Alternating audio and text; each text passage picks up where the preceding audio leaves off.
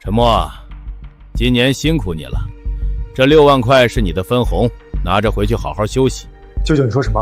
账上净率106万，我们当初说好的1人1半，你现在就给我6万，而且这一年进货渠道、菜品账单哪一样不是我定的？评分第1的烤鸭哪一个不是我烤出来的？说好，口说无凭，合同上写了吗？你就是个管后厨烤鸭子的，给你6万已经是看在亲戚情分上发善心了。再说了，你也干了1年了，够辛苦了。后厨的事儿从明天起就交给李凯吧，年轻人需要机会。是啊，师傅，您老人家是时候退休了。你放心，我一定会把你的手艺发扬光大的。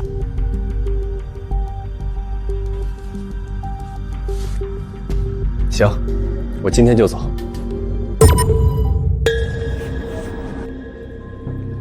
喂，中介吗？帮我看看业绩烤鸭正对面的那家铺子，我今天就要盘下来。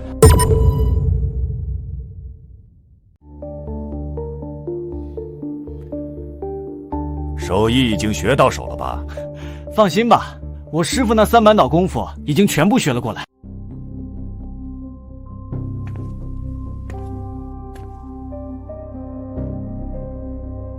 叶剑，你以为李凯是我一手带出来的，就得了我全部真传？那锅老卤，那包祖传的调味料配方才是灵魂，我至今一个字都没传给他。可惜了，一家好饭店要靠好味道才能走长远啊。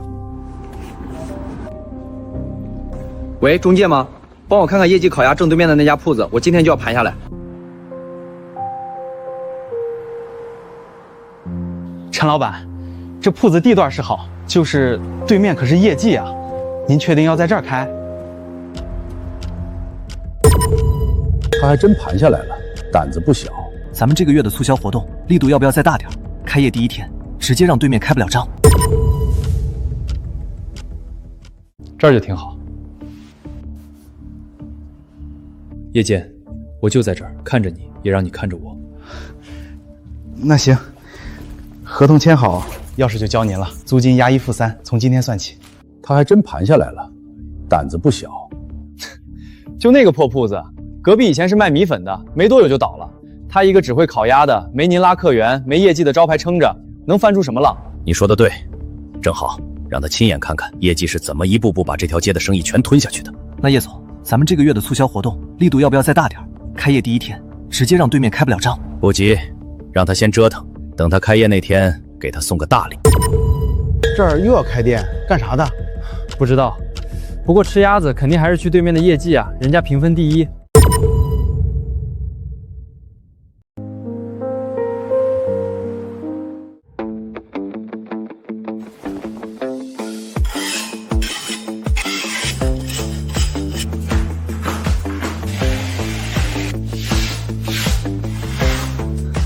这儿又要开店，干啥的？不知道，不过吃鸭子肯定还是去对面的业绩啊，人家评分第1。不急，评分这事儿是客人一口一口吃出来的，我有1辈子的时间。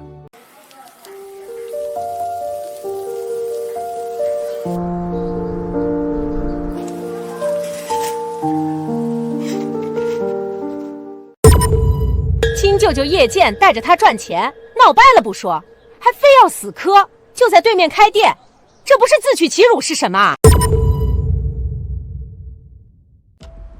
哎呦，这陈默还真是个倔驴脾气。亲舅舅叶剑带着他赚钱，闹掰了不说，还非要死磕，就在对面开店，这不是自取其辱是什么？谁说不是呢？业绩现在是咱们这片响当当的招牌，人家客流量稳得很，他一个人单打独斗，怎么跟人家大店比？我可是听说了，他那个徒弟李凯都跳槽留在老店了，徒弟都不要师傅了，那手艺肯定是被掏空了呗。你们啊，先别忙着下结论。我跟陈家老爷子，就是陈默他爷爷，打过几10年交道。陈家烤鸭是3代祖传的老手艺，当年老爷子在咱们这条街支个摊儿，那味道飘出去3条巷都闻得见。可惜啊，走到今天这步，被亲戚徒弟联手挤定。祖传手艺顶什么用？关键是不会做人呐。他要是好好跟着舅舅干，年年分红不愁。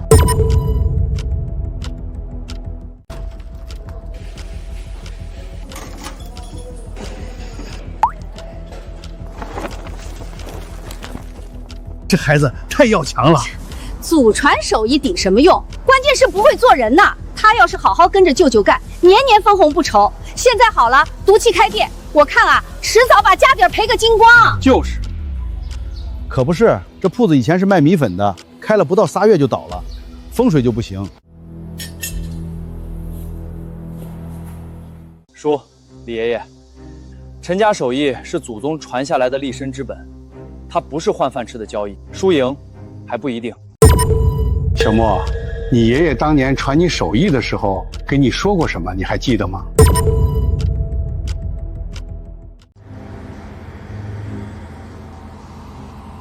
行，嘴硬，等赔光了可别怪街坊没提醒你。小莫，你爷爷当年传你手艺的时候给你说过什么？你还记得吗？李爷爷，您到时候来尝尝就知道了。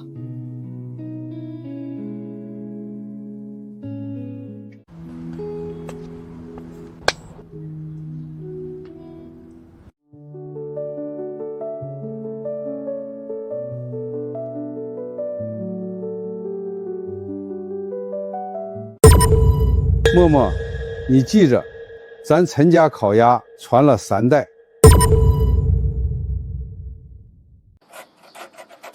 陈家祖训，守味守心，旁人不懂，不妨事，时间会替我把话说清楚。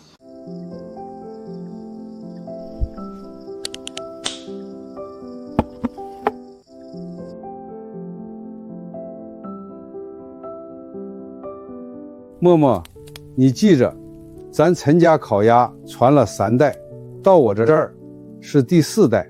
这里头每一样东西都是老祖宗一样一样试出来的。老卤要日日养，1天不煮就断魂。食材要次次鲜，隔天的鸭子烤出来皮不脆肉不香，那叫砸招牌。还有这手艺不传贪利之人，不传投机之徒，记牢，记到骨头里。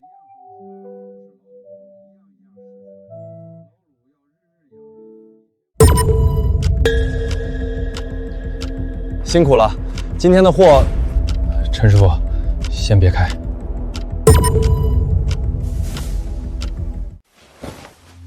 李凯学了烤制的样子，没学到陈家的根。叶剑只看见眼皮子底下的利，丢了做餐饮的本。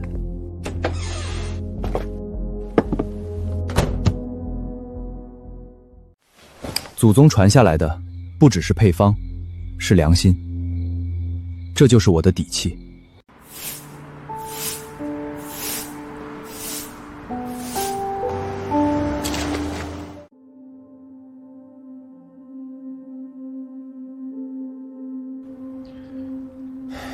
周哥，辛苦了，今天的货，陈师傅，先别开。今天这车货不能卸给你。什么意思啊？叶总，您舅舅那边昨晚给我打了电话，他说这条街所有的鸭品，他业绩以后全包了。陈师傅，对不住了，今天这车货不能卸给你。什么意思啊？叶总，您舅舅那边昨晚给我打了电话，他说这条街所有的鸭品，他业绩以后全包了，价钱加2成，今天就跟我签长期合同。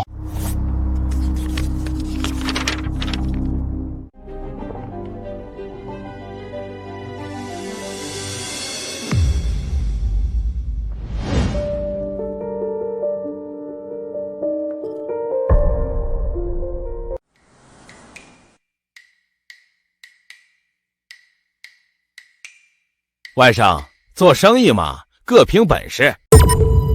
陈师傅，我也是小本生意，业绩量大，得罪不起，您别怪我。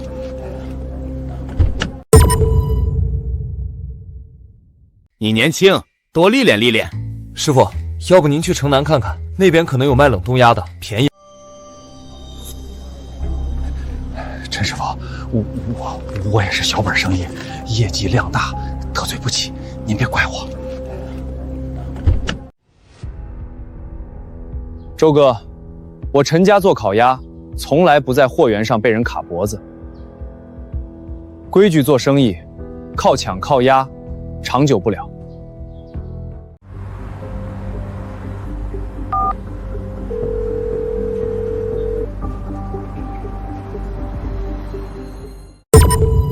老家养殖场的土鸭，今天帮我现杀20只精品，送到市区老街，越快越好。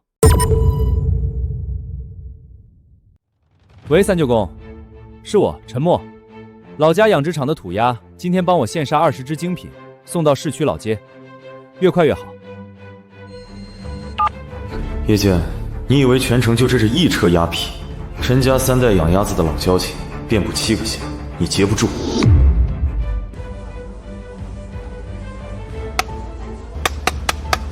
叶剑，你这孩子太不地道了！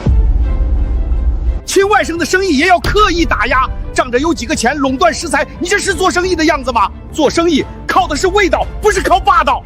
李大爷，您消消气，到底怎么回事啊？怎么回事？我刚才亲眼看见的。叶剑半夜打电话结了陈默订的鸭胚，加价全包了，人家货车都来了，硬是让开回去。你说这是什么行径？你说呢？自己亲舅舅辛苦1年了，拿6万块打发人家，人家开业第1天又劫人家的货，谁是好人，谁是坏人？你心里没数？李大爷，您确定没看错？业绩平时看着挺大方的，去年中秋还给大家发过优惠券。大方？我活了70岁，什么人没见过？他那是大方还是收买人心？当年陈家老爷子就是小莫他爷爷在这烤鸭子的时候，你们有些人还没搬来，老爷子推个小车，风里来雨里去的，从不缺斤短两，从不以次充好。有回一个要饭的小孩偷了半只鸭，他追上去，不是打骂，是问吃饱了没，转头又给包了2张饼，这才叫手艺人的良心。叶剑刚才那一手叫缺德，丢尽了老街的脸。我早就听说业绩换了大厨之后味道没以前好了，我以为是换口味呢。我也是未想，原来是师傅走了。就是，我上周去吃过一回，鸭子确实没以前香了，还涨了价。那陈默这孩子也是被逼的。你说呢？自己亲舅舅辛苦1年了，拿6万块打发人家，人家开业第1天又劫人家的货，谁是好人，谁是坏人？你心里没数？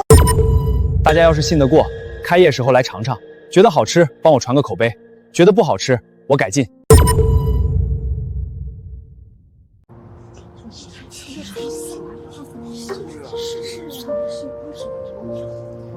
李大爷，谢谢你。各位街坊，我陈默嘴笨，不会说漂亮话，我做烤鸭就是按祖上传下来的法子，老老实实做味道。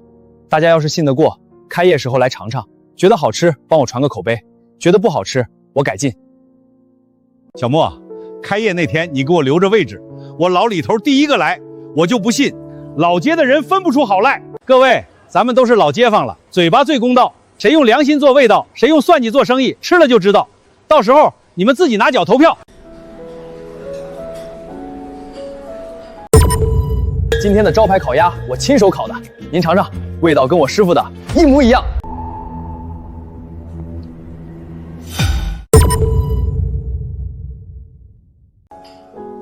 我跟你说，业绩这烤鸭我吃了20年了，从老陈吃到叶剑，味道虽然有点变，但在这条街上还是独一份。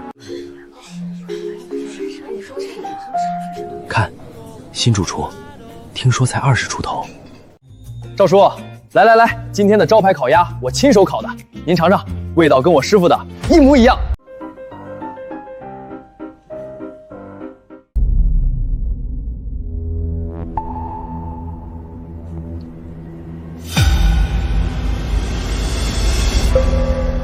赵叔，怎么了？不对，流程都是一模一样的呀，火候、时间、温度，我都是按师傅。我就是吃了几10年烤鸭，什么味道心里有数。你是不是调了什么配方？这味道不对。以前陈默师傅烤的鸭子，人家那皮是酥的，咬下去能听见咔嚓。这个皮发根，嚼起来像纸，肉呢又干又柴，汁水呢没有，香味也淡了一大半，根本不是一个味道。叔，您是不是记错了？流程都是一模一样的呀，火候、时间、温度，我都是按师傅。我就是吃了几10年烤鸭，什么味道心里有数。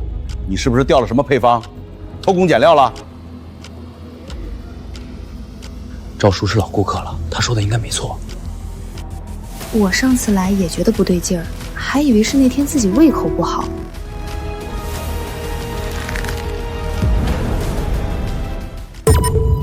哎呀，真不好意思，今天后厨人多，火候可能没把控得太完美。这顿我请客，给您免单，再送您一份甜品。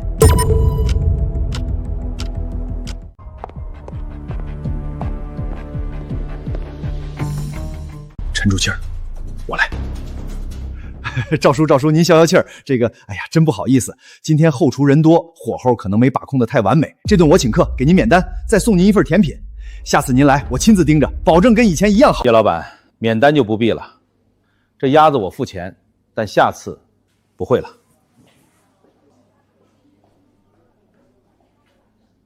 你们业绩的招牌不是靠免单撑起来的，是靠20年的老味道。那个味道现在没了，你们自己看着办吧。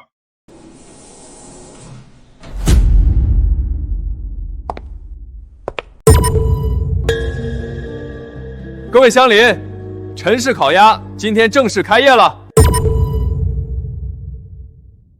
你跟我说手艺全学会了，现在一个老食客的嘴都骗不过。叶总，我是按步骤做的，火候、时间、腌制都一样的。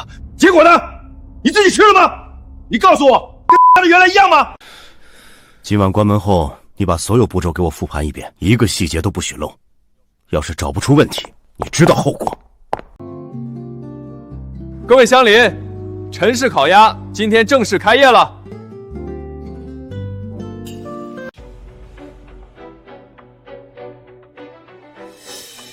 万生，好好的路不走，非要跟我对着干。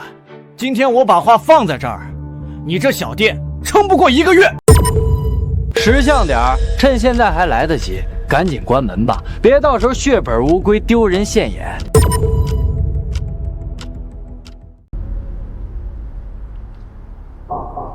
师傅，识相点儿，趁现在还来得及，赶紧关门吧，别到时候血本无归，丢人现眼。您那家底儿经得起这么折腾吗？叶剑，你开你的店，小莫开小莫的店，各做各的生意，街坊们自己会选，你何必大早上就来闹场？您误会了，我是来给我外甥捧场的。开张第1天，我来看看，不行吗？叶剑，你说1个月，行，1个月后我们看结果。1个月后我们看结果。小魔，给我来1只烤鸭，要整只的，我要坐下来慢慢吃，好好吃。哎，李凯，你叫我师傅叫了2年，我今天最后教你一件事：人在做，天在看。客人吃进嘴里的味道骗不了人，也瞒不住人。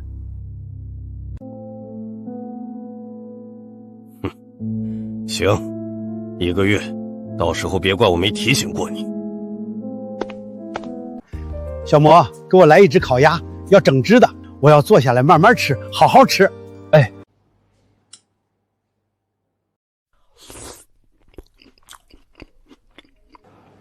就是这味儿，60年了，就是这个味儿。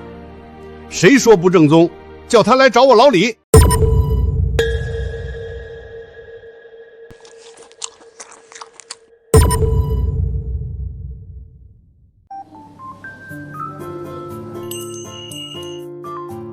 哇，好香的味道！老板，给我来1只烤鸭。好嘞，您可以坐窗边，光线好。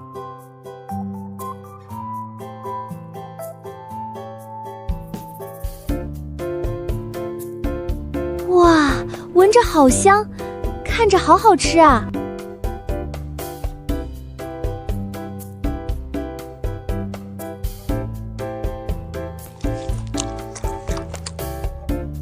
太好吃了吧！肉里面全是汁水，这才是正宗老味道啊！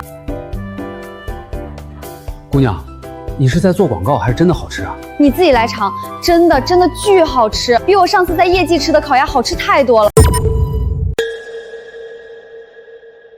真那么好吃吗？真的假的？比业绩还好吃？不能吧，人家业绩的烤鸭可是销量第1的。给你自己尝尝。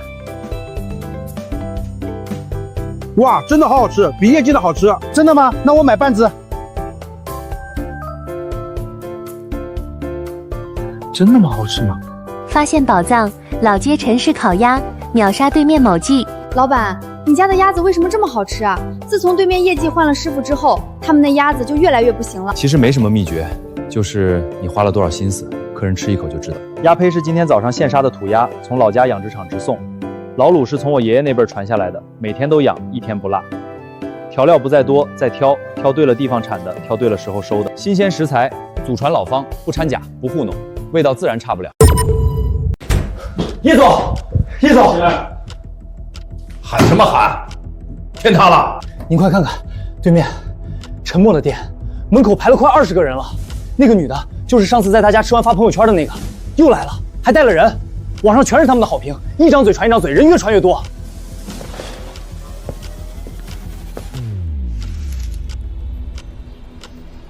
我上次跟你们说的就是这家，你们闻闻这香味儿，绝对秒杀对面。昨天还只有零星几桌，今天就排了这么多。叶总，不能再等了，这才刚开业几天就排成这样，等1个月，整条街都得让它吸干。咱们得想对策，今天就得想，明天就得动手。对策？你说什么对策？陈默烤制的手艺你早就学过来，为什么顾客还是能吃出差别？上次赵叔当着那么多人的面说味道不对，前天有客人退菜，我给你高薪资，不是让你来糊弄我的。我告诉你，今天你不给我想出对策，你就给我滚蛋！我业绩不养闲人。叶总，有了，咱们打折促销，半价就是回馈新老顾客，先把客源稳住再说。你看对面那些排队的，有多少是真的懂烤鸭的？大多数就是看热闹图新鲜。咱们半价便宜1半，他们肯定会心动。等人来了，客源稳住了，咱们再从长计议。半价？你以为我不想？但你想过成本没有？现在咱们用的鲜鸭，一只成本是多少？你心里有数。半价卖一只亏一只，3天下去亏的不是小数目。我业建不是怕花钱，但赔本赚吆喝的事儿我不干。除非你能找出压制成本的办法，否则半价免谈。可是叶总，现在不抢客源的话，我说了，除非成本能压下来，否则免谈。喂，老周，什么事儿？是这样谈的，我这刚到了一批冻鸭，昨天现杀的没卖完，当天就急冻了，品质比鲜鸭差不了多少，但供货价比活鸭便宜1半。这怎么样？别给我弄一堆冻了3个月的陈货。叶总您放心，昨天杀的，今天上午才从急冻库转回来的，我这边有检疫票和宰杀日期，您随时可以查。用200只，好几个店都在问，我先给您打电话。200只，我全要了，你今天就给我送过来，价钱按你说的。好了，叶总，下午就给您送到。听到了，成本的问题解决了。你的计策我同意了，明天半价促销，大横幅给我挂住。我不管你用什么办法，明天这批冻鸭你给我烤出和陈默一样水准的烤鸭，皮要酥，肉要嫩，样子要好看，能不能做到？能。叶总您放心，冻鸭解冻的时候我多泡一遍调料水，腌制时间多加2小时，烤的时候温度调高10度，保证皮脆，一般客人绝对吃不出区别。明天我就让对面看看什么叫价格战。行，今晚你加班把200只鸭子全处理好，记住，我要的是一模一样的味道。做成了半价促销，连做3天，把客流全抢回来。做砸了，你知道后果。去吧，今晚辛苦点，明天是你的翻身仗。开业特惠，精品烤鸭半价，错过等1年，回馈新老客户，品质不变，价格减半。小陈啊，你看对门半价，你要不也降点，不然客人全跑过去了。王叔，不降。为啥呀？做生意不能这么死脑筋。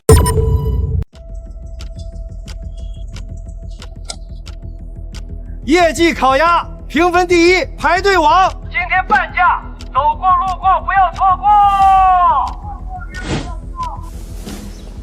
小莫，你这真不降，叶建这是要把你往死里压呀！张婶，1斤五花肉多少钱？您是知道的。1只鸭从孵出来到养成多少钱成本，您也大概有数。半价卖鸭，要么是亏本抢客，要么就是食材打了折。业绩的鸭子半价，这成本怎么算得过来？你是说？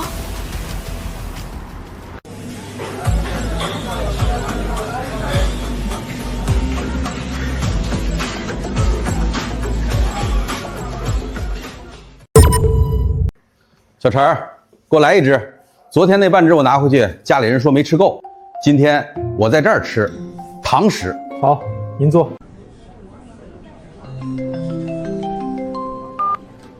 对，半价，怎么了？烧钱，我烧得起。对面那家新开的，下个月就让他关门。你等着看。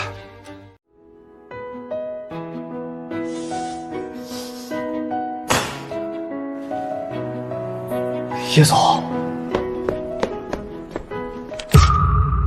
叶总，这批冻鸭我刚才试烤了1只，口感真的不行，肉发柴，皮烤出来是软的，一点脆劲都没有。客人肯定能吃出来的。叶总，咱们还是换回新鲜鸭子吧，这已经不是技术的问题了，食材本身就差了太多。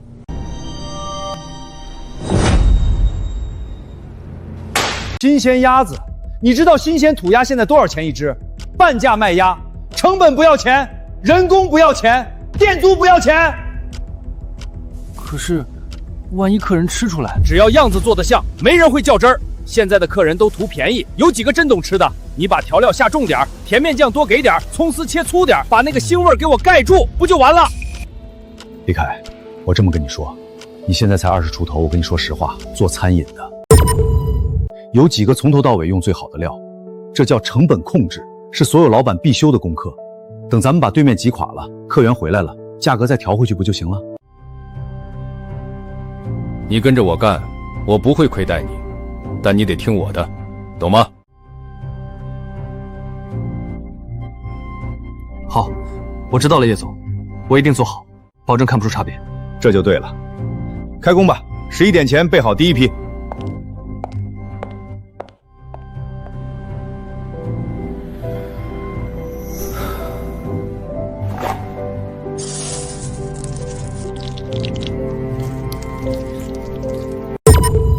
各位街坊，各位邻居，今天老李头我做个东，业绩和陈氏各买了一只烤鸭，咱们不看包装，不看招牌，只凭嘴吃，当场对比，看看到底谁家的鸭子好，公道不公道，吃到嘴里才知道。来，张婶儿，你先来。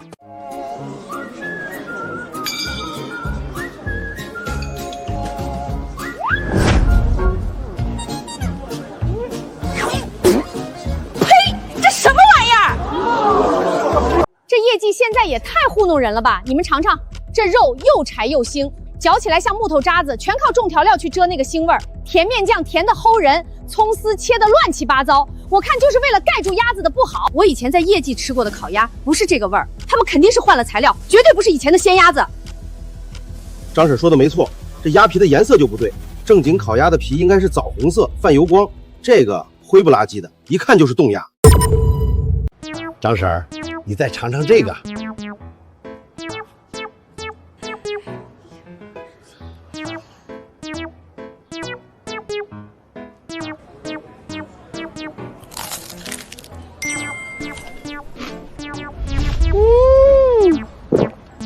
这个好。我跟你们说，这才是正宗老味道，鸭皮酥的，咬下去能听见响儿，肉里面全是汁水，越嚼越香，不放那么多酱都好吃。小陈儿，你这手艺没得说，鲜香不腻，越吃越想吃，跟业绩那个根本不是一个东西。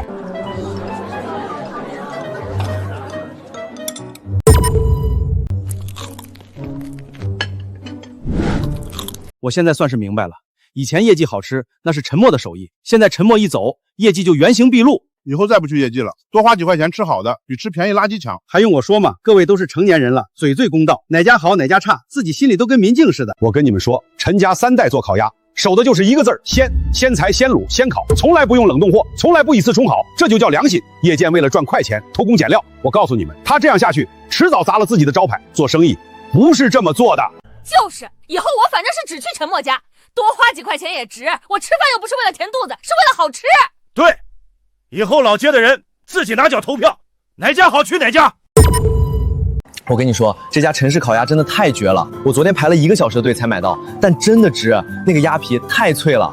对，我上次也吃了，我也是跟着别人去的，本来对门业绩排队的，后来有人传这家才是正宗老味道，我转过来一试，果然不一样。你看这个，有人在网上发了业绩的卫生照片，后厨脏得要命，还有人说他们用冻鸭冲鲜鸭，难怪那个味道越来越差，我以后绝对不去了。他真的没有说什么吗？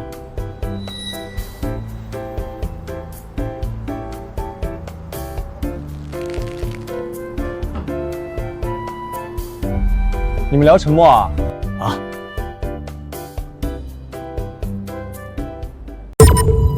是啊，你不是对面业绩的吗？你们根本不知道内情。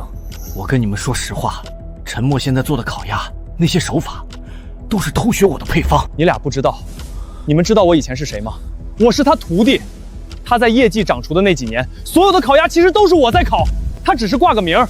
那些手法、那些秘方都是我一点一点摸索出来的。结果他倒带着我的手艺跑出去自己开店，反过来跟我争客人。我现在在业绩就是想证明，那也是我的手艺。我是这家店的主厨李凯。真的假的？可我们吃着他家的鸭子就是比业绩好吃啊！那是我以前留下的底子，他还没学歪。但你们等着看，他没有了业绩的供应链，没有我帮他，他撑不了多久。而且，你们不觉得奇怪吗？他自己开店，第一时间就跑到业绩对面，这是什么居心？就是为了报复。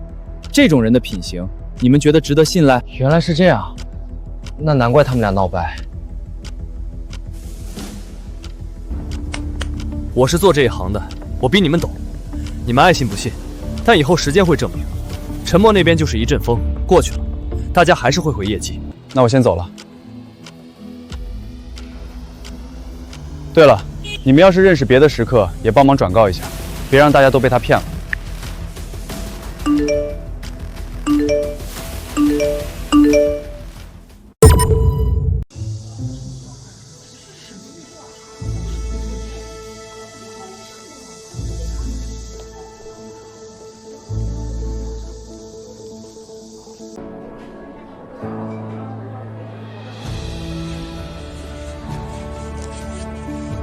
100只鸭子烤出来，100张嘴吃过，公道自成。我不怕比。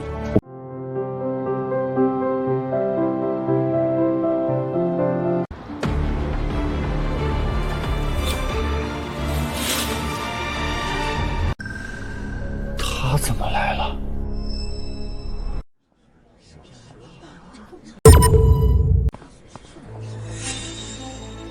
陈老爷子，您怎么来了？快进来坐。各位街坊，我是陈守业，陈默的爷爷，陈氏烤鸭第3代传。最近有人在外面传闲话，说我孙子陈默的手艺是偷学别人的，说我陈家的祖传秘方是偷来的。我今天来就是要把这件事说清楚。各位请看，陈氏烤鸭3代单传，第1代是我父亲，光绪年间在城隍庙口支摊儿；第2代是我，从18岁学到55岁；第3代是我孙子陈默，从7岁开始跟我学。3代的传承脉络，这里白纸黑字，一笔一画都写得清清楚楚，每一代传人的姓名、学艺时间、出师作品全都有记，各位可以自己看。跟李凯这个人没有任何关系。陈家的规矩，核心秘方100年老卤，养卤心法只传陈家嫡系后人，外门学徒只学烤制的基础皮毛，从来没碰过核心手艺，这是陈家3代铁打的规矩。陈老爷子当众宣布要将李凯逐出师门。李凯，你站出来！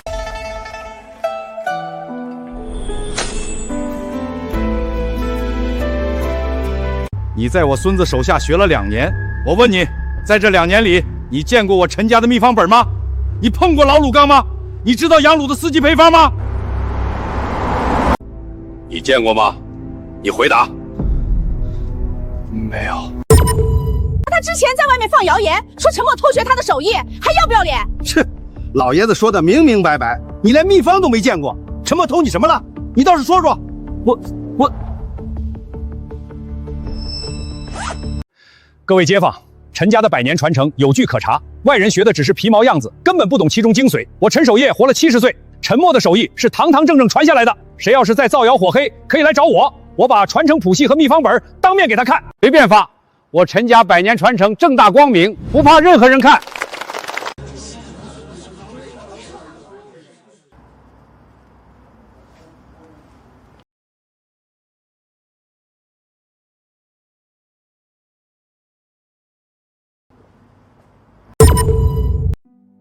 小莫，这缸老卤是你太爷爷创立陈氏烤鸭时煮的第1锅卤，到现在快100年了。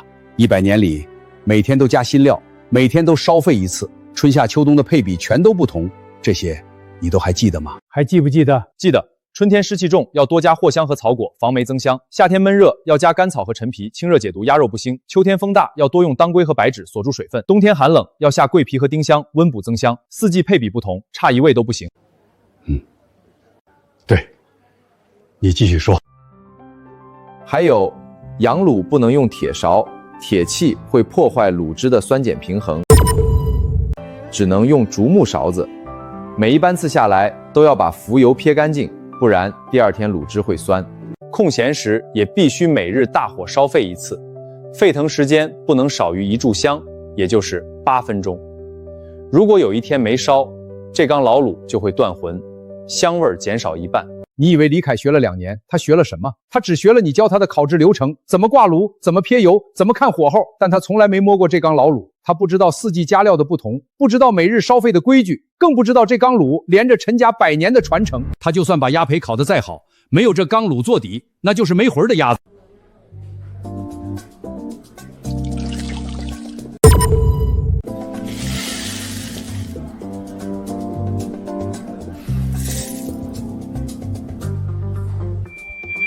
这就是差距。别人可能看不出来，但鸭子进了嘴，卤汁好不好，一口就知道。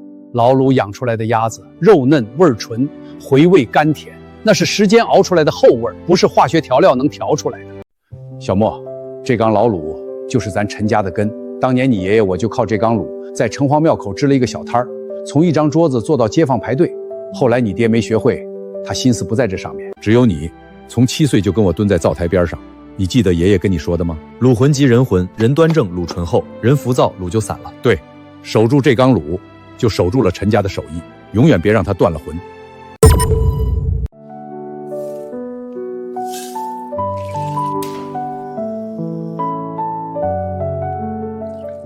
我这辈子最骄傲的，不是这缸卤传了多久，是你这孩子没有走歪路。爷爷，您放心，陈家的卤不会在我手里断。真不行，上次来还有那么点味儿，今天彻底不行了，鸭皮跟吃纸似的，连点油水都没有，以后不来业绩了。半价有什么用？不好吃就是不好吃，花钱买最爽。我跟你们说，我是最早发现这家好吃的。以前业绩的那些老食客，现在全转这儿来了。你们排的值，绝对好吃。阿姨，我就是看了你发的朋友圈才来的。那你可来对了，我老张什么时候骗过人？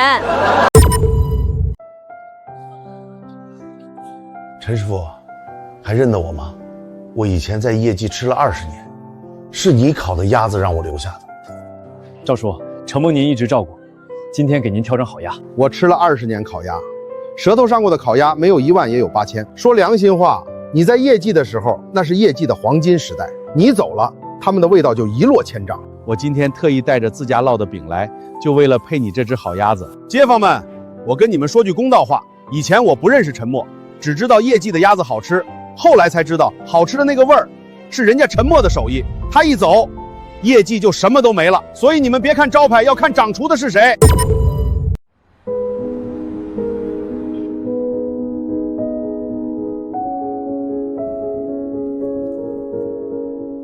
凭什么？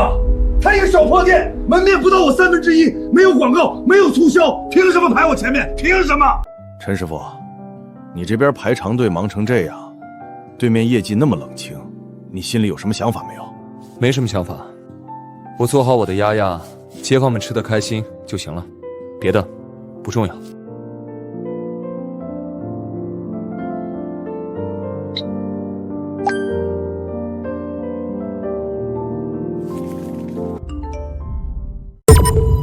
什么玩意儿？鸭子明显是不新鲜的，吃完拉了1晚上肚子，已经投诉到工商了，大家千万别来。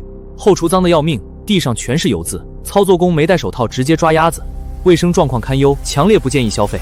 鸭子又小又干，和隔壁业绩比差远了，而且老板态度极其恶劣，问一句话爱答不理，1分都不想给。做鸭子的以前是业绩跑出来的，跟人家闹翻了才另立门户。这种有手艺没品行的店，再好吃我也不来。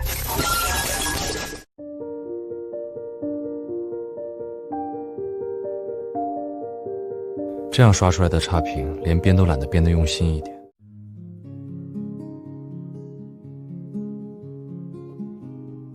有负面评价？爷爷，这是今晚突然冒出来的，节奏一致 ，ID 相似，没有任何一个上传真实出片，应该是花钱雇的人。这手段跟当年他父亲一模一样。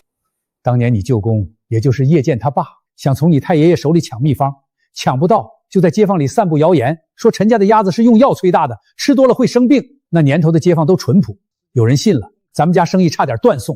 后来是你太爷爷当着街坊的面，把进货渠道、养殖过程、宰杀时间全部公开，才洗清冤屈。做生意光明正大，搞这些阴私手段，简直丢尽了脸面。叶家2代人都一个德行。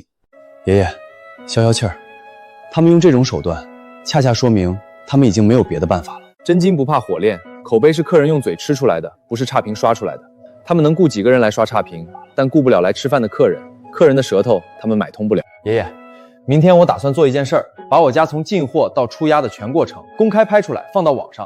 每一只鸭子的来源，每一天的卫生清理，每一步的制作流程全部透明化，这样假的差评自然就不攻自破了。好，这才是陈家的做法，不跟阴的比阴，跟阴的比光明正大。各位街坊，各位网上的朋友，我是老街李老头，今年71了，在这条街上吃了60年烤鸭。这2天有人在网上说陈默家的烤鸭有问题，我跟你们说，全是胡扯。这是今天早上我亲眼看着送过车来的新鲜土鸭，我天天在这坐着，他一只鸭子进多少出多少，我全看在眼里。要是有什么不新鲜的，我第一个就不答应。来，大家跟我进来看看，看看陈默家的食材到底怎么样。我平时在这里吃了这么多回了，今天给大家真实展示一下。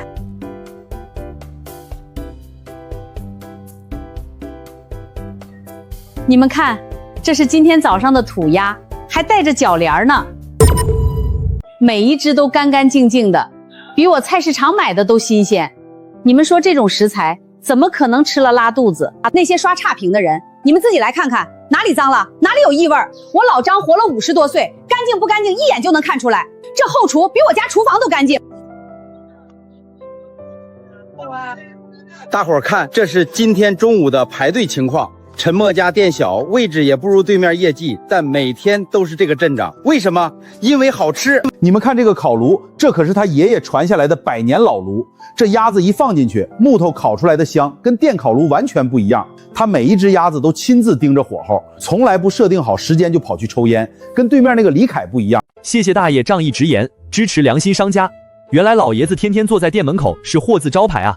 有老邻居们监督保证，放心了。那些差评的一看就是水军。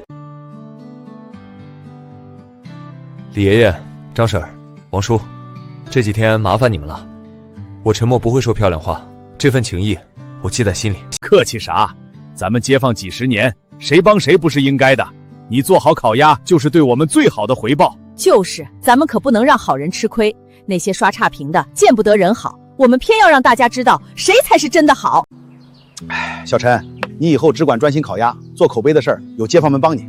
这条街上住了这么多年，谁家好吃谁家耍心眼儿，街坊心里门儿清。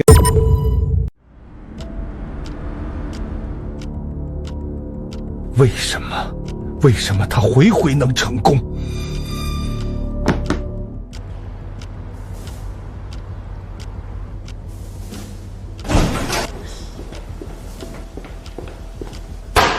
你们自己看看，这是什么东西？就是，这能吃吗？妈，我饿。怎么了？我花了几十块买的烤鸭，就是这个样子。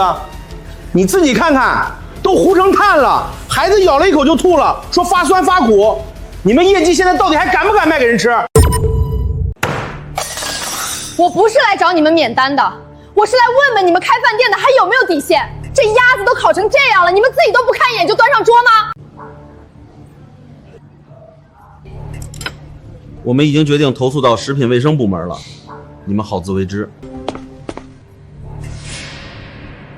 客人，您消消气儿，消消气儿，这是我们的问题，我们立刻给您退钱，重新烤一只。我不差你的钱，我是不会再信你们业绩了。我吃你们这么多年，从来没受过这种侮辱，我要败光你们！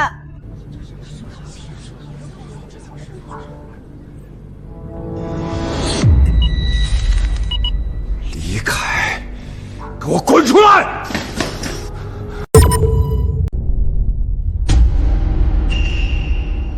我花钱雇你，你就给我做成这个样子，连个鸭子都烤不好，你到底会什么？你自己尝过你做出来的东西吗？我今天炉温没调好，今天太忙了，几批鸭一起进的，我太忙？你看看大堂里有几桌，这还叫忙？就这点客流量都忙不过来，你还好意思说你以前帮陈默管整个后厨？我现在算是明白了，你以前在陈默手下那2年根本不是在当主厨，就是在打下手，对吧？你口口声声说学会了全部手艺，结果连鸭子的火候都管不住，你是不是一直在骗我？我真的尽力了。我学的就是那些东西。可陈默根本没教我核心手艺，他只教我烤，从来没有让我碰过老卤的配比，从来没告诉我四季加料怎么调。他说那些只传陈家的人，我只会皮毛。你什么意思？但我有什么办法？我已经尽力了。所以，我所有计划的基础，我以为你学到了陈默的真传，我以为可以把他的手艺复制过来，都是假的。从第一天起，你就在骗我。我当初把你留下，让陈默滚蛋，是我瞎了眼。今天开始，你的工资扣到只够吃饭。要是不服，现在就可以走。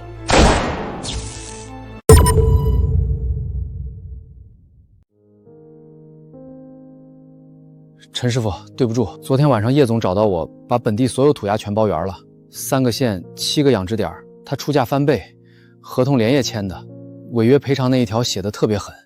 我不是不想给你送，是真赔不起。陈师傅，你骂我吧。这也太欺负人了吧！上次结一次货不够，现在直接把所有货源全包了，这是要赶尽杀绝啊！3个县的土鸭全包了，叶建这得花多少钱？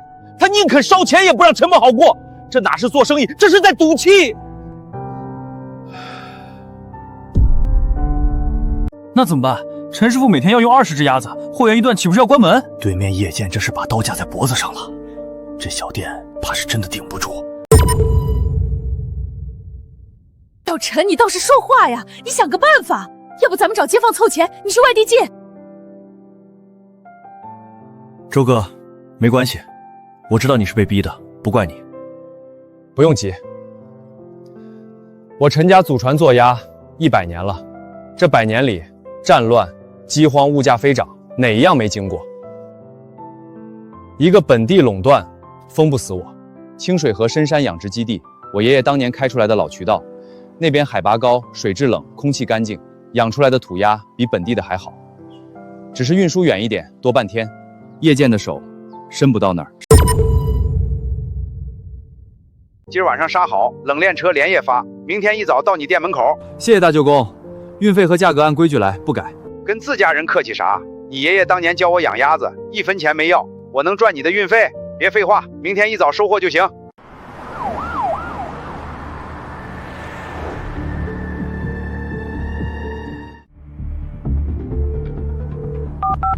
喂，是我。陈默那边还有别的货源吗？查一查他最远的进货渠道，能查到多远的？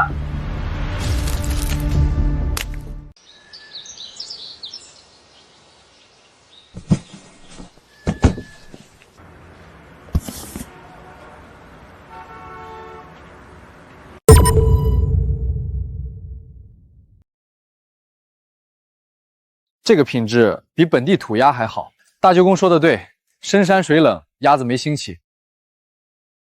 小莫，昨天的事我一晚上没睡好。我想起来了，我乡下那个外甥就是养土鸭的，10来年了，从不用饲料催，纯天然放养，鸭子满地跑，肉紧实的很。我已经给他打过电话了，他说随时可以给你供货，长期供。还有我认识一个种香料的农户，就在城郊山脚下，他家3代种花椒、桂皮、草果，全是天然晾晒，不搞硫花熏。陈默，你用的那些调料我都拿去给他看过，他说全都有产，品质更纯。你要是信得过，我明天就带他过来见你。以后你的香料咱们直接从产地直采，又新鲜又正宗，价格还稳定。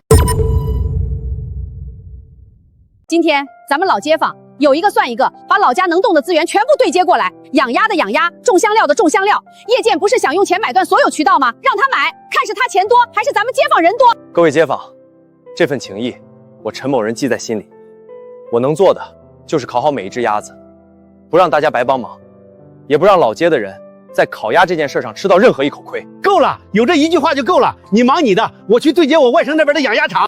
以前是1条路，叶建封死了，现在拆成7条路，7条路通7个方向，他封得了1条，封不了全部。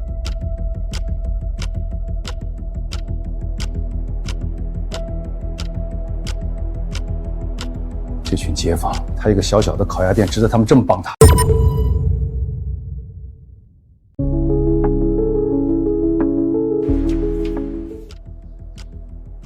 你看到没？你他能火，凭的就是装修和宣传。什么祖传、老卤、现烤现卖，不就是几个词儿吗？咱们照抄过来，再加低价，客人分都分不清。等客流稳了，价格再调回去，咱们就翻身了。可是叶总，咱们没有真的老卤，现在用的那个卤汁儿就是速成的，味道没什么变化。要是有食客较真，谁让你提这个了？少废话！只要样子像，傻子都分不清。你看现在这些客人，有几个是真懂烤鸭的？不都是看热闹，哪边人多往哪边挤？你赶紧给我烤鸭子！今天开业大酬宾，用数量压质量。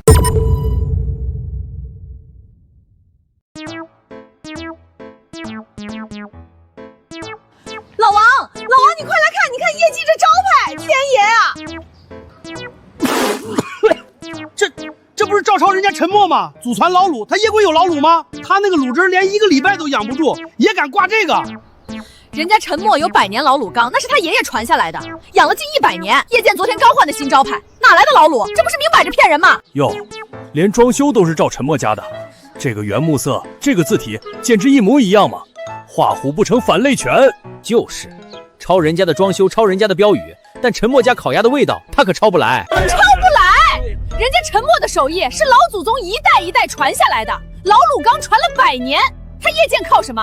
靠他那个徒弟烤糊的鸭子，靠用冻鸭盖调料。对呀。各位街坊，咱们换了新招牌、新装修，欢迎大家来品尝。叶老板，别新老卤了，我问你一句，你有真的100年老卤吗？你敢让大家进你后厨看看你的卤汁吗？算了，张婶，别再问了，答案谁都看得出来。做生意做到这份上，还打肿脸充胖子，说白了就是稀。没有真的老卤，没有手艺，再照抄装修有什么用？我早就跟他说了，味道不行就是不行。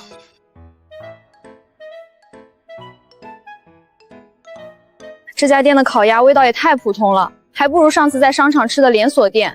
我还以为是老字号，原来就是换了个招牌而已啊！下次别来了，还是去对面排那个陈氏吧。哼，听见没？客人嘴叼着呢，光抄张皮不抄心，白搭。叶剑这是把客人当傻子糊弄，迟早砸自己的锅。慢点，这东西重，扛稳了，千万别磕。陈家人交代过，磕一指的印子就是几十年的历史。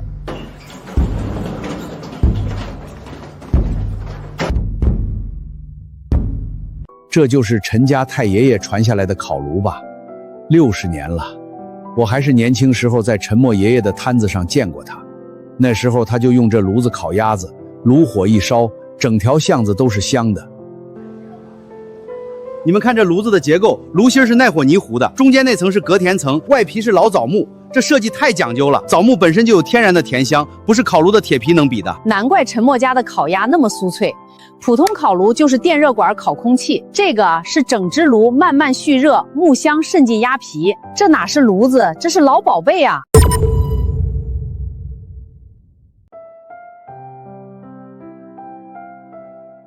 小莫啊，这是你太爷爷传下来的烤炉，当年他亲手砌的第1块砖，到我这辈改进了隔层，到你爷爷那辈又加固了炉口。这炉子100年了，受热均匀稳当，烤出来的鸭子自带枣木香气，不是任何现代烤箱能比的。咱陈家的手艺能不能传下去，老天也在看。今天把这只祖炉交给你，就是要你记住，每一只从这个炉里出来的鸭子，上面都有3代人的心血。烤炉不只是工具，是家族的魂。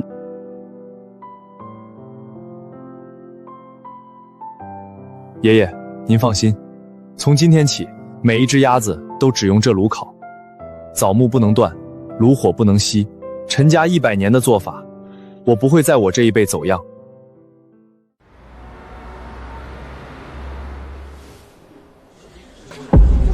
不就是个100年的旧炉子吗？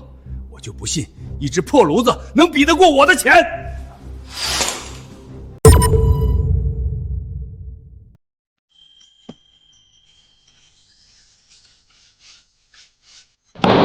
老板，你给我滚出来！你家的鸭子有问题，我吃完就肚疼，我疼得厉害，这绝对是食材不新鲜。不会吧？我也吃了，不会拉肚子吧？他说的也有道理，原材料每天送来，会不会真有每天不新鲜？我跟你们说，你们也小心点。我刚才就觉得味道不对，现在开始肚子疼了，肯定是食材有问题。今天要是我不说，以后你们全得遭殃，这店就是个黑店。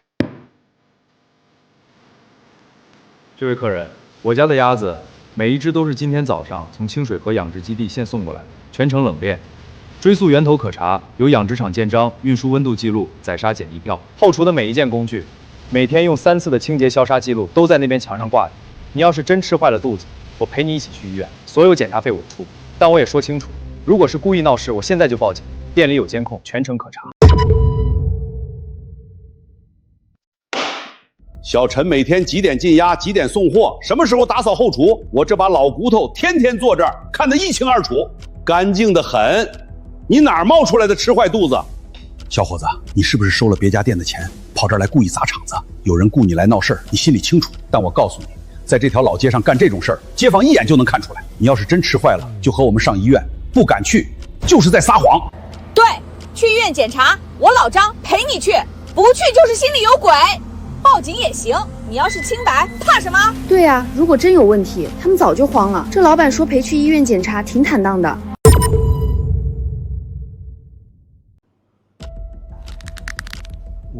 我刚才可能吃太快了，或许不是鸭子。现在又说不确定，刚才不是还喊着要报警吗？不是要害得人家店主无法做生意吗？我问你，谁派你来的？说清楚再走，在这闹完就想跑。我们老街坊在这几十年了，没听过有人上门砸店还能全身退的。要不咱们现在就报警，让官方查查你身上有没有收钱的记录。别报警，我说是对店叶老板雇我来的，就是让我假装吃坏肚子闹事儿。我就说嘛，这家店我吃了1个月了，从来没拉过肚子。原来是对面的业绩派来故意砸场子。业界，你给我听好了，要竞争就公平竞争，搞这种下三滥的手段，丢尽了老街的脸。我就是拿钱办事，其他的不关我事。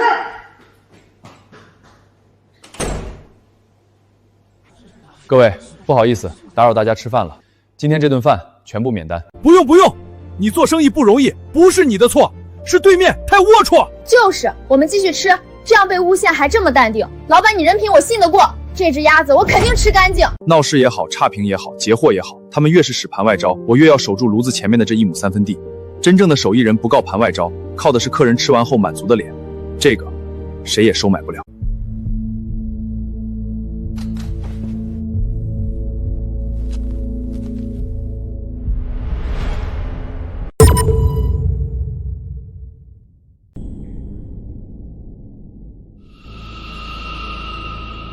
只要闻到它是用了什么料，只要记住大概的比例，我就能复刻出来。你在做什么？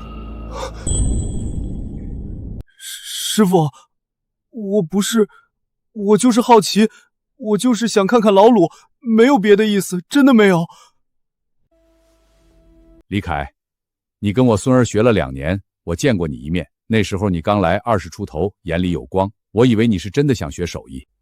今天你偷偷溜进来想偷老鲁，我就知道你把那点光丢了，把你师门的情分也丢了。陈家手艺传心不传奸，心术不正，就算让你舀走一勺老鲁，再复制10年也调不出他的魂儿。出去，现在以后别再进这个门。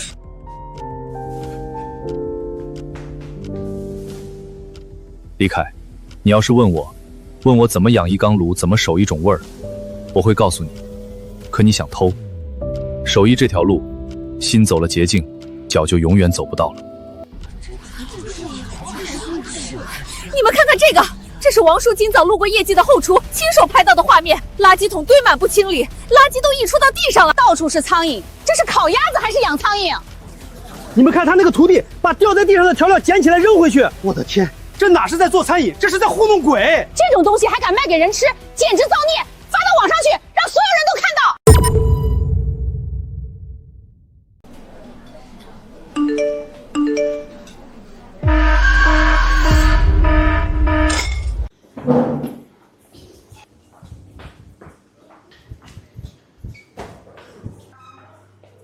你们太黑心了，卫生这么差，还敢卖烤鸭，赶紧关门吧，以后再也不来了。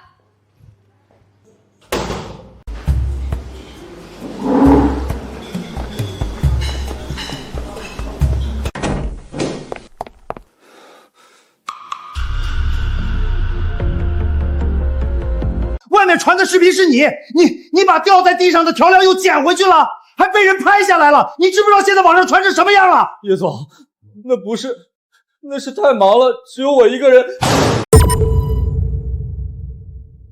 我没兴趣听你解释。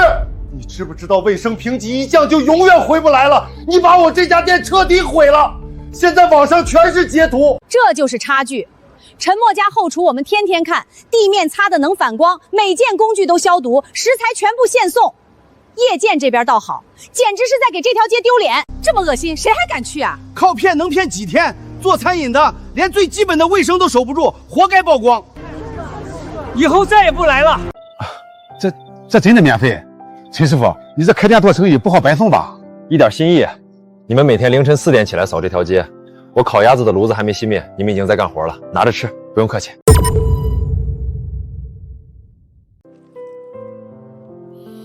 哎呦，真香！谢谢你，陈师傅，你家的鸭子真好吃，咱干活的都知道，人也好，比对面那个强多了。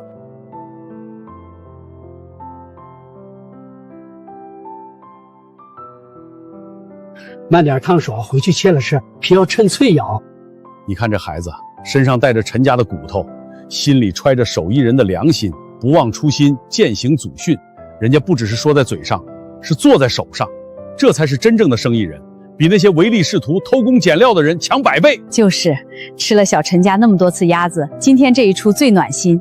你看那些环卫工，平时都是帮我们扫大街，今天能吃上热乎的好鸭子，看着就高兴。我活了50多年，在这条街上吃过多少店，涨价最快的，偷工减料最快的，跑路最快的。但像陈默这样刚开业没多久就肯免费给街坊送好鸭子的，头一个。做得对，手艺人赚的不只是钱，也是人心。今天你送给他们的不只是一只鸭子，是在告诉整条老街，陈氏烤鸭的手心不是挂在墙上看的。叶剑，你这地方越来越难进，电话不接，消息不回，我只好亲自来了。叶总，我也没办法，你欠我的货款前后后加起来6万多了，我是小本生意，拖不起，今天必须给个说法。郑哥、孙哥，坐，我这儿最近确实周转有点紧，再宽限几天。宽限？我已经宽限你2个月了。叶剑，你在这条街上开店20年，以前我从来没催过你，但今天是第3个月的月底，房租、物业、计纳金3笔加起来，今天必须结清。你看到了，这是最后一次书面通知，今天要么给钱，要么我按合同收房，你自己选。叶总，我的货款你也看着给个说法吧。上个月的压赔款还没结，上个月还有一笔尾款，加起来6万4。我也是小本生意，家里孩子刚上大学，全指着这笔钱。你今天要是不给，我只好报警了。合同和送货单我都带来了，白纸黑字儿。各位，求你们再宽限几天，我再想办法，我真的在想办法，只要几天，我一定把钱给你们凑齐。叶剑，我不想把事儿做绝，但你得明白，不是我逼你，是你自己把店做成这样的。这条街上现在谁不知道你业绩的口碑？你以前排上队的时候，我涨过你1分钱房租吗？现在你连客人都没了，还拖着房租不给，我也要吃饭，我也要活。反正我今天把话放这儿，下午5点之前钱到账，我们继续合作；钱不到，我就走法律程序，你自己看着办。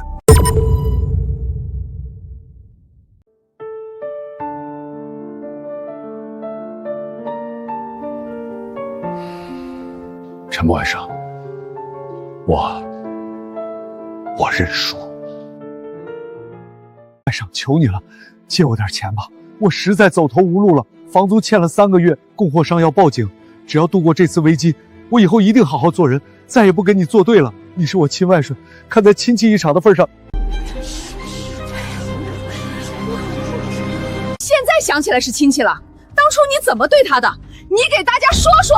分红6万块，人家辛辛苦干1年，你给的分红是人家的零头，你怎么有脸来借钱？叶剑，我在这条街上住了几10年，你那点事儿，街坊全都看在眼里。劫食材、刷差评、雇人闹事儿，哪一个不是你想出来的？现在店垮了，来找外甥借钱，你也好意思开口？叶剑，我跟你父亲同辈，看着你在这条街上长大，你从第一开店就用错了心，把生意当成抢地盘，把亲戚当成摇钱树，现在落难了想起外甥，可你想过没有，当初你差点把他逼到绝路，那时候你怎么没想起他是你外甥？大爷，我知道错了，我真的知道错了，我就是想借点钱，先把房租还上。我以后别以后了，你每次都是以后，别人拾财的时候怎么不想以后？差评的时候怎么不想以后？小陈，别借给他，这种人贪得无厌，你帮了他，他缓过这口气，转头又得咬你。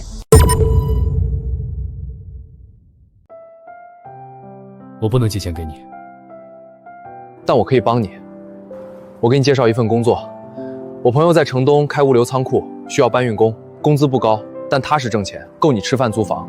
你靠自己的双手把债还上，别再想着走歪路。搬运工？你让我业绩的老板去当搬运工？怎么，你不稀罕？人家小陈是给你一条活路。你瞧不上这工作，那你倒是自己想办法把债还上啊！眼高手低，才走到今天这步。看不起搬运工，我告诉你，咱这条街上谁不是靠双手劳动吃饭的？你以前那是剥削别人的劳动赚钱，那不叫本事，那叫缺德。脚长在别人身上的路，他自己不选，谁也帮不了。人家递给他正路，他不走，还是放不下那个老板架子。小陈做的对，不借钱是救他，不让他继续依赖那个永远填不满的窟窿。给他介绍工作是帮他，他不要是他自己的事儿。每个人都有自己的路，我能做的是给他指一条正路，他走不走，我不能替他决定。我不要你的工作，我不需要你的同情，我来就只想问你一句话，我就是不甘心，为什么你能火，我却不行？不就是有一个祖传秘方吗？我怎么就做不出来？凭什么？你把秘方告诉我，你告诉我，到底是什么料，什么比例？为什么我用同样的鸭子烤出来就不是那个味儿？叶剑，我年轻时候不是没跟你父亲打过交道，你父亲也和你一样想偷秘方，抢不到就断了来往。我今天告诉你，你们都以为秘方就是一张配方，一撮花椒，2颗草果，一味秘制香料的配比，对吗？根本不是。老卤不是一包调料兑水泡3天，是每日都要加料，4季配方全部相同。春天藿香，夏天甘草，秋天当归，冬天桂皮，差1天都不行。火大火小，搅动手感，盖子开合的时长，全是心法。这些你和李凯从来都没学到。你们以为偷一勺卤就能复制出味道，不可能的。原来我这点功夫根本不够，我一直在追一张皮。我学了2年，连门都没进去。你才知道，贪就是贪，手艺与良心从来不是靠偷靠抢能学会的。陈家能火不是因为一张秘方，是因为几代人守着那个卤。叶剑终于明白了，秘方不只是配方，但他还不知道，就算他拿了手技，也养不活一缸卤。心没静下来，卤就不成。陈家的祖训挂在墙上，他听不进去，但也许今天他第一次听到了。叶剑，你出来！我的工资你扣了我2个月的工资，房租交不起，饭都快吃不上了，你今天必须给我结清！你还敢来找我要工资？李凯，你还有脸来要工资？我的店是让你搞砸的，手艺不行，鸭子烤糊了被骂的是你，鸭子不新鲜被投诉的是你，你把我这20年攒下来的招牌全砸了，你还好意思要工资？滚远点，别让我再看见你！你还好意思全推到我头上？当初是谁让我用冻鸭偷工减料的？是你！你说，只要样子像，傻子都分不清，这话是不是你说的？是谁雇人截断陈默的食材渠道，买断3个县的货源？是不是你？是谁花钱雇水军给陈默刷恶意差评？是不是你？是谁找人去店里假装吃坏肚子闹事儿？是不是你？是谁让我趁陈默不在偷偷溜进后厨偷老卤？是不是你？所有的错都是你指使的。现在店垮了，你把屎盆子全扣到我一个人头上，你叶剑的良心呢？不对，你根本没有。听见没？全是他指使的。我之前还以为是李凯自己想出来的坏主意，原来自始至终都是叶剑在背后搞鬼，劫食材、差评、闹事儿、偷手艺，一条龙全是阴谋。原来都是你搞的鬼！你这条街上最大的害虫，活该你倒闭！你们，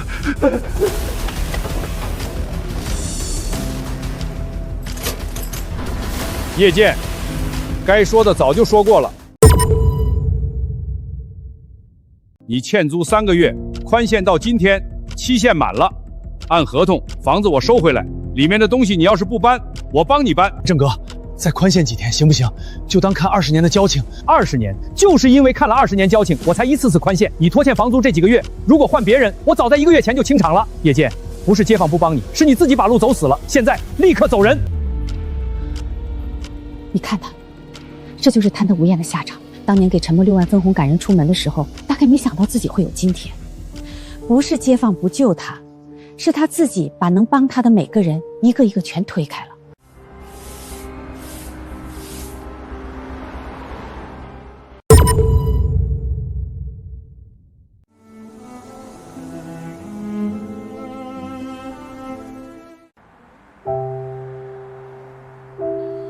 吃点东西吧，以后好好做人，还能从头再来。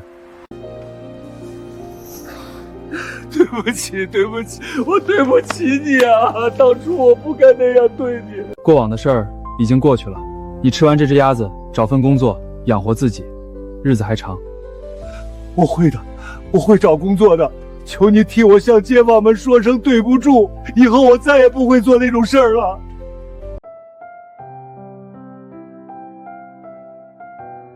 师傅，我真的知道错了。这段时间我在物流公司当搬运工，每天搬货送货，很累，但很踏实。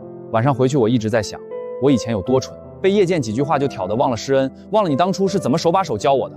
我撒过谎，偷过卤，害过你。我不求你原谅，但我今天来是想亲口对你说一声对不起。这是我用第1个月工资买的一点心意，不值钱，就是一点茶叶。我记得你以前在业绩的时候爱喝茉莉花茶。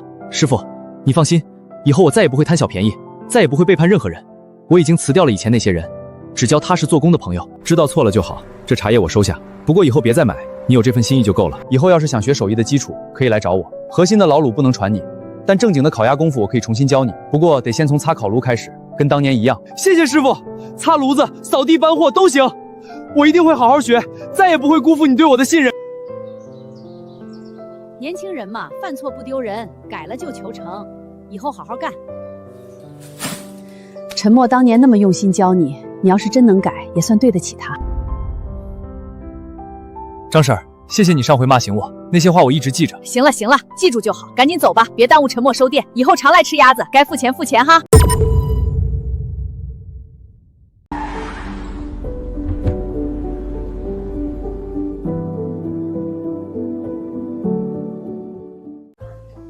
陈师傅，久仰，我是魏鼎餐饮的赵明，我们非常认可您家烤鸭的品质和口碑，今天来是想跟您谈一个合作，加盟。您看，条件是这样，您的陈氏烤鸭，我们帮您在全国铺开，前期先开100家加盟店，由我们统一品牌管理，统一供应链。您只需要提供秘方和技术标准，我们给您保底加盟费不说，每家加盟店您都有利润分成，预计3年内您能拿到这个数字，这还是保守估计。赵总，您开的条件确实很优厚，但陈氏烤鸭的核心老卤需要每天养护，烤炉火候全凭经验把控。如果大规模加盟，我担心每一家店都把控不好品质，到时候100家店，99家烤出来的味道不一样，砸的不是利润，是陈家的招牌。陈师傅您放心，我们可以标准化生产流程，统一配送卤汁基底、冷冻鸭品，加盟共用中央工厂统一供应就行，品质能保证的。国外所有大品牌都这么干。统一配送就是把100年老卤分成1000份，冷链发到全国，那还是陈家老卤吗？分出去的老卤没人日日养护，不出半月就死了。冷冻鸭配就不是首鲜了，咱家每条鸭都是活杀现送，不隔夜。小莫，咱们陈家做烤鸭不是为了赚大钱，是为了守住这缸老卤，守住这炉火，守住100年不变的味道。要是图赚钱，当年你太爷爷就去做批发了，不用一辈子守着一只烤炉，盲目扩张稀食品，违背祖训。赵总，谢谢您的认可，但我不能接受加盟，我会继续守着这家小店，做好每一只鸭子。这是我爷爷传给我的手艺，也是我答应客人和街坊的承诺。品质第一，规模第二，陈家的招牌不能折在我手里。陈老爷子，说实话，您这样的手艺人我很少遇到，我很佩服。以后您如果改变主意，随时给我打电话。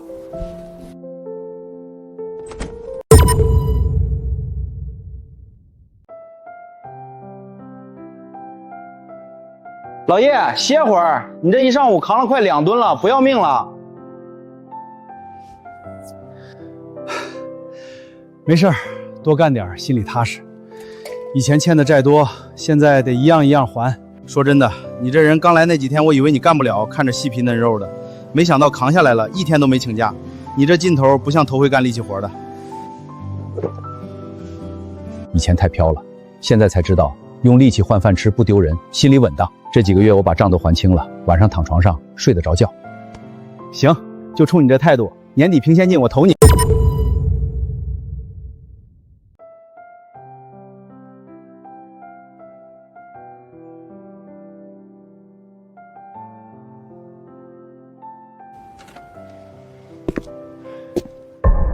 外甥，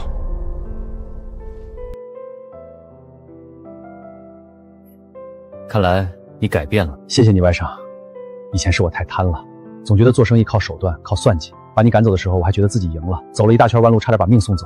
现在我才明白，安稳做人，靠自己的双手赚钱才是最踏实的。每天晚上数着剪子睡觉，比数着骗来的钱睡觉安稳多了。这几个月，我把欠公控商和老郑的房租债全还清了，一分一分还的。还清那天，不瞒你说，我一个人蹲在仓库门口哭了，不是因为苦，是因为终于不欠了。我想把债还完，重新生活。好好干，以后一定会越来越好。债还完了，以后只欠自己的。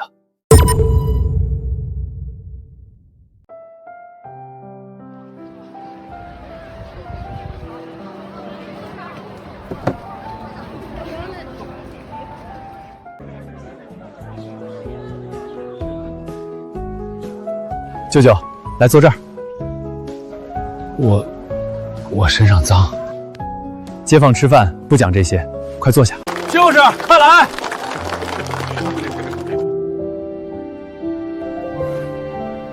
谢谢大家。今年秋天风调雨顺，咱们这条街也风调雨顺。咱们老街坊今天聚在一起，感谢小陈守住了老味道，不让咱们沦落到吃那些冷冻货。也恭喜叶剑和李凯，年轻人犯了错不怕，改了就好，重新做人，什么时候都不晚。陈老哥，你家3代没走歪，这是我们整条街的福气。以后咱们邻里和睦，越来越好。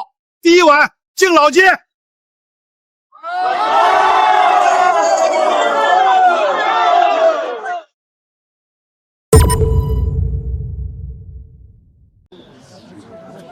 谢谢各位街坊，谢谢老爷子。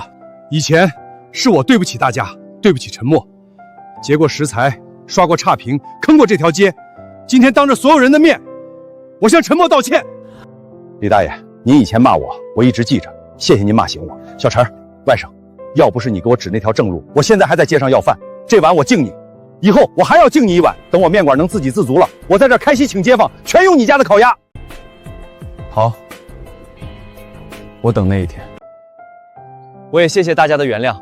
以前我把手艺弄丢了，把师傅弄丢了。现在我在物流公司做仓管，师傅重新教了我烤鸭的基础功。以后我会一边搬货一边踏实练手艺基础，我不会再走捷径。这还差不多。年轻人犯错不可怕，改了就成。来，把这碗酒干了，你就不许再提以前的事儿了。好。